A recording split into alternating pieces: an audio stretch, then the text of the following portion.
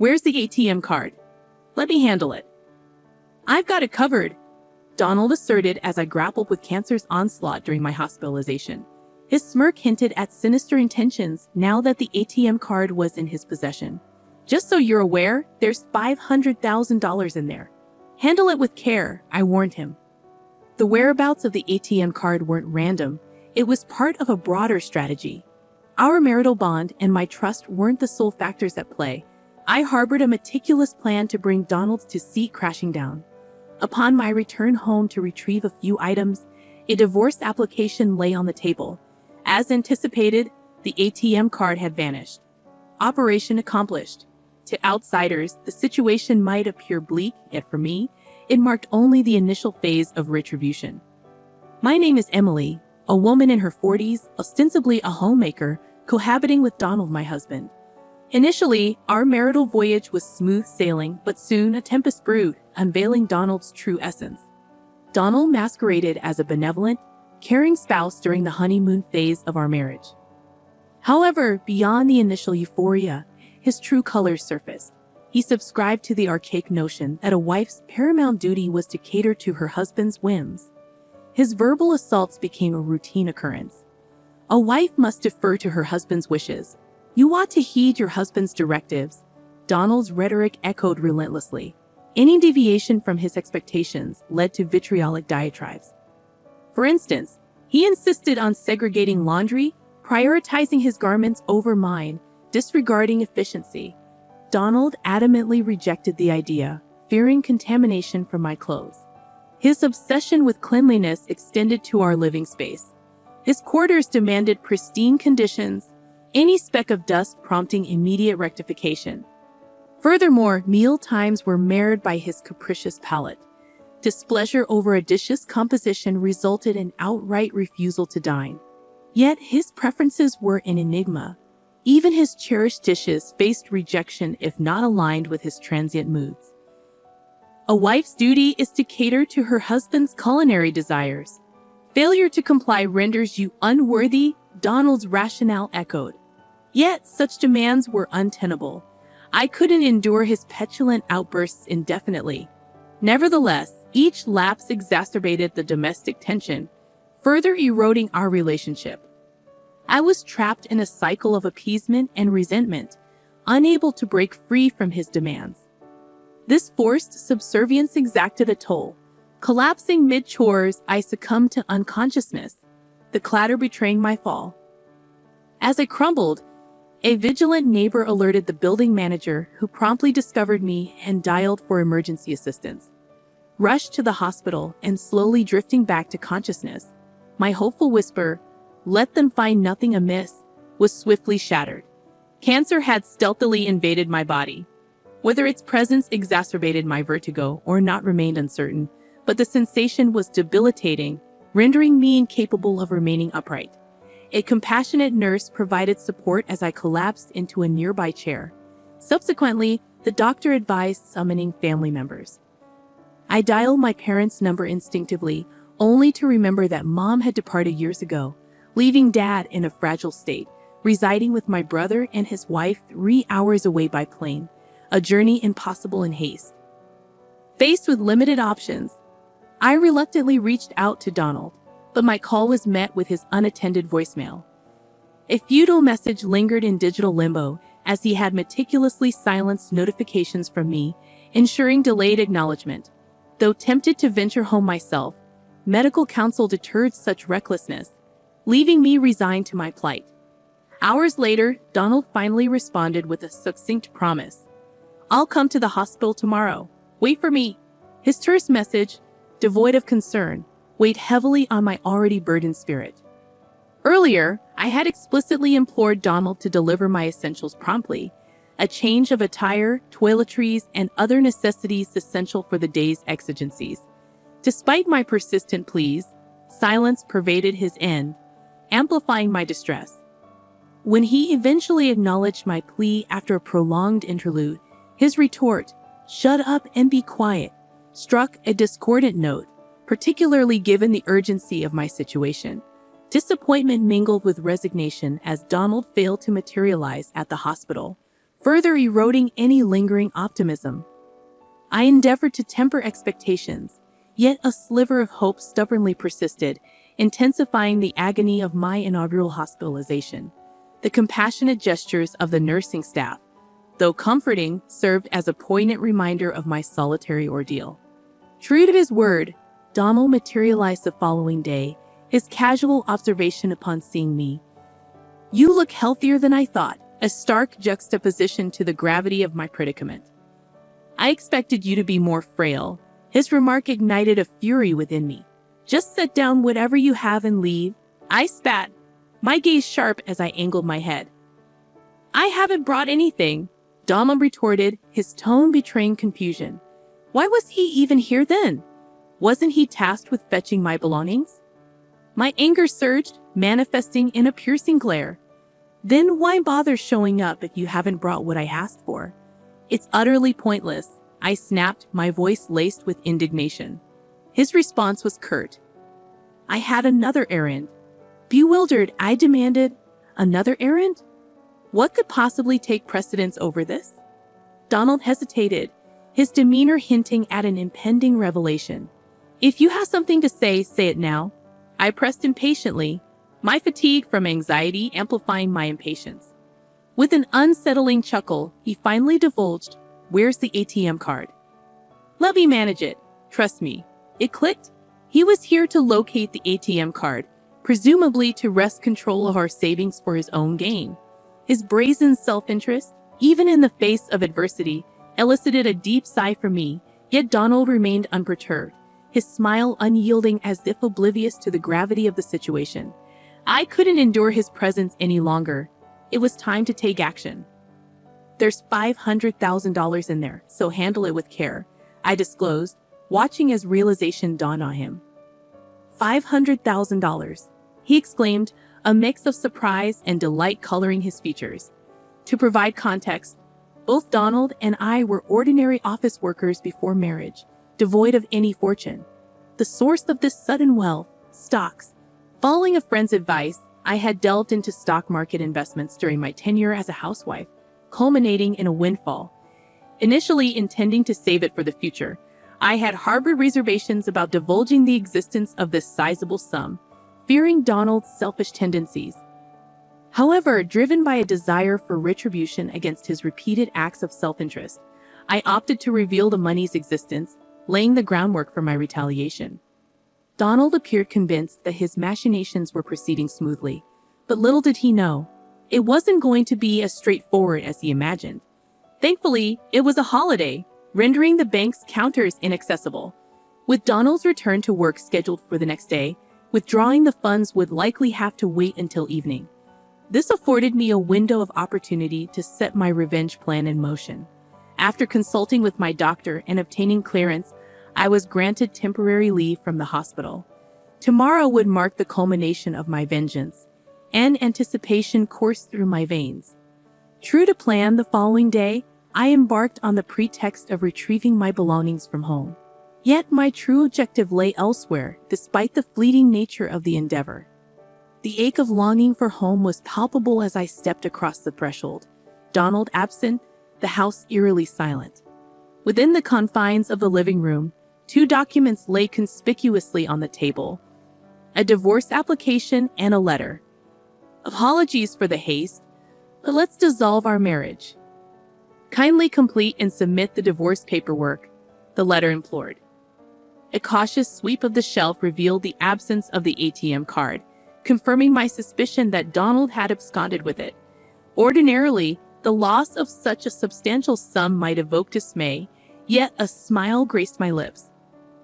"Operation successful," I murmured, the satisfaction palpable. Had Donald been present, my cryptic remark would surely have confounded him. With resolve, I proceeded to fill out the divorce application, gathering the essentials required for my hospital stay. Departing from the home we had shared for years, I ensured to file the divorce paperwork en route, severing the final tether binding me to Donald. Back at the hospital, I braced myself for the challenges ahead, engaging in discussions on various fronts. Later, as I settled into a moment of reprieve, my attention was drawn to a flurry of missed calls from Donald, accompanied by a barrage of messages, all echoing a singular plea: guide me through the withdrawal process. Acknowledging my perusal of the messages, my phone erupted once more. Mindful of my roommate, I retreated to the common area designated for phone calls before returning the call. Emily, at last. I'm unable to access the funds. Please help me navigate this. Donald's tone betrayed a sense of urgency surpassing my expectations. Clearly, the $500,000 held immediate significance for him, yet I harbored no inclination to offer assistance. If you're unable to access it, perhaps it's best to relinquish the endeavor. My retort dripped with cold detachment. An air of desperation infused Donald's response as he implored, please, let's not be so callous. We were partners once. Shouldn't we extend each other a helping hand? The notion of conjugal obligation rang hollow in the face of Donald's blatant betrayal, driven solely by avarice. There existed no compulsion within me to assuage his plea. Your appeal to marital ties holds no weight, Donald. Your intentions are transparent, driven by greed and deceit. I rebutted resolutely, refusing to capitulate to his emotional appeals. Are you encountering difficulties in accessing the funds? I inquired, cutting to the chase. Yes, I'm in dire need of the $500,000. Please aid me. Donald's plea betrayed the urgency of his predicament. Despite possessing the ATM card necessary for accessing the substantial sum, he found himself thwarted at every turn. Concerned that he might have misinterpreted the process, Donald reached out to me for guidance. As I listened to his explanation, his plea for assistance resonated with an uncharacteristic vulnerability, his voice tinged with desperation. The irony of his predicament threatened to elicit a sardonic chuckle from me. Opting to confront Donald with the stark reality, I delivered the crushing blow. Your approach is correct, but the ATM card you possess has been rendered useless. I disclosed. Donald's incredulity was palpable as he interjected. What do you mean?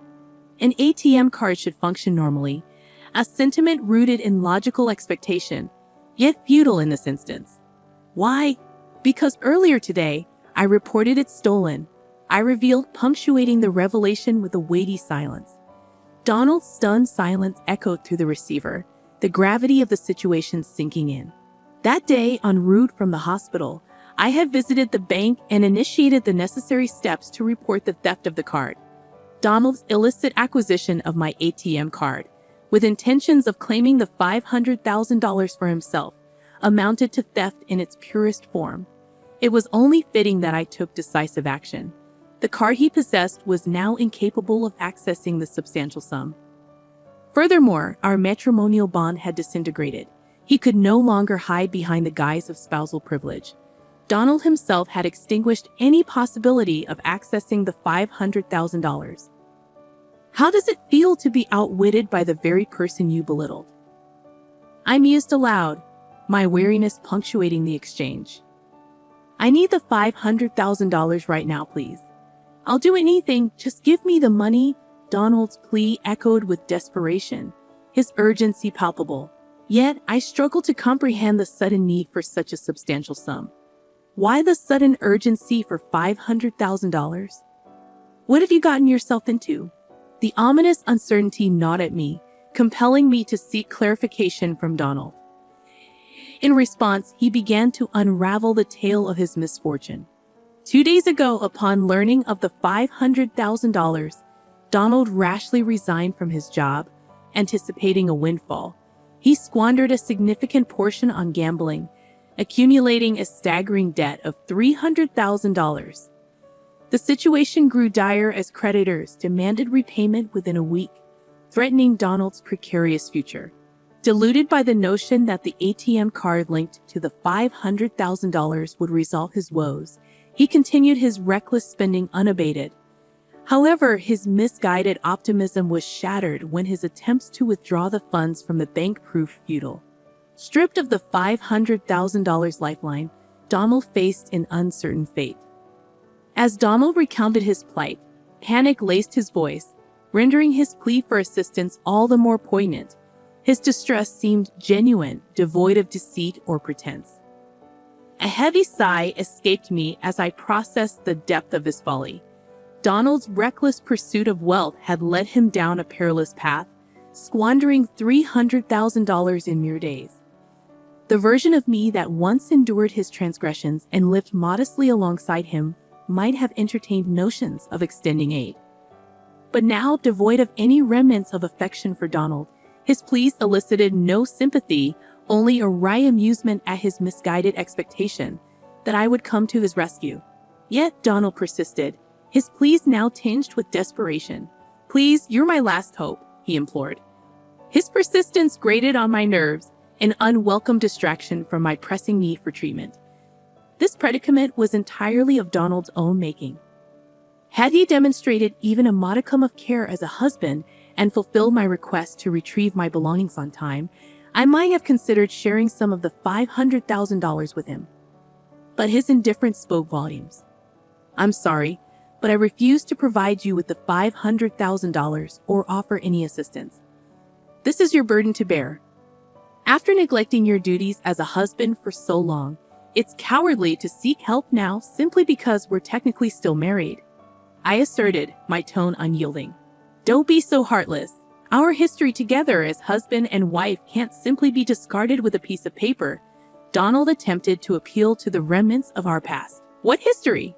You've only ever leaned on me," I retorted, unmasking his attempts to manipulate the situation to his advantage. "I won't give in to your pleas, no matter how desperate you become." Donald's desperation only seemed to intensify. "Please, Emily, I'm begging you. You're my only lifeline. If you abandon me now, I don't know what will become of me." His words bordered on blaming me for his misfortune. Yet it was Donald who bore sole responsibility for his predicament. Had he not squandered recklessly, he wouldn't be facing this uncertain future. If he hadn't chosen to sever ties with me simply because he believed he had access to wealth, none of this would have transpired. Enough with the excuses. You're facing the consequences of your actions. Deal with it yourself. Goodbye. With those words, I terminated the call. Ignoring subsequent attempts from Donald to reach me, I took the proactive step of blocking his contact to forestall any further communication. With the divorce papers filed and formalities completed, Donald and I were now strangers, our ties officially severed. Embracing the newfound liberation from my past, I confronted my battle with cancer head-on. After a grueling struggle, I emerged victorious and was discharged from the hospital. Through a friend, I learned that Donald's whereabouts remained a mystery since our last encounter. Bereft of contact with me, he resorted to desperate measures, reaching out to family and friends in a bid to borrow money. However, the exorbitant amount he sought, $300,000, coupled with the urgency of his request, raised suspicions, and he found himself unable to secure any assistance. In essence, he was trapped in a cycle of debt, unable to repay the borrowed sum. Though uncertain of Donald's fate, it was evident that he was enduring a fate worse than hell itself. A profound sense of satisfaction washed over me at the thought. As for myself, having triumphed over cancer, I relocated from the house shared with Donald to a new abode, where I commenced working from home, relishing in my newfound independence. Thankfully, my financial stability remained intact. While friends occasionally inquire about my prospects of finding love anew, the harrowing memories of my tumultuous marriage with Donald have dissuaded me from entertaining thoughts of remarriage. I find solace in living freely and contentedly, embracing solitude over the complexities of married life.